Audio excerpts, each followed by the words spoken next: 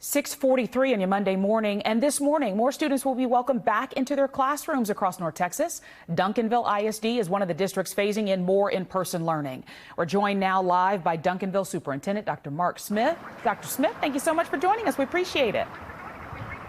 Good morning, Laura. Nice to be here this morning. Thank you so much for getting up dark and early. So my first question for you is what will students be seeing specifically in those changes when it comes to a pandemic and being in a classroom? Well, we're really excited to welcome our students back this morning. I think this morning what we're going to find is that, our teachers are very prepared. We've been working really hard to maintain the proper safety protocols so that our parents and our students feel safe when they return to school. We're looking at only having about 30% of our overall population, so it's going to make it much more manageable to social distance throughout the school day. For sure. And safety aside, how does the academic progress look with these students? How have they done the past couple of months when it comes to at-home learning, now going to in-person learning? It's been a challenge. It really has. Many of our students did not have devices, so that creates a challenge for them to stay engaged. Many of our students did not have connectivity, and so we had to quickly shut down our school at the first part of the spring last spring. And so we've had to make several adjustments as we've prepared to receive our students today. We know that there's going to be a learning slide that will occur. We've already been preparing to get our students ready, and our teachers are prepared and ready to receive them back and really focus on what we need to do to close that gap.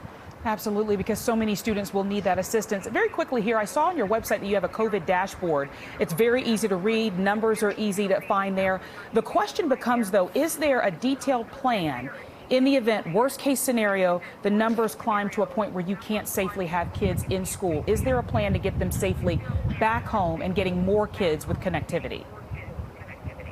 Yes, ma'am. In addition to that dashboard, we also have our reopening plan, and within that reopening plan, we specify real clearly the decisions that we'll make and what the process is as it relates to when we'll close down a class or when we'll close down a school.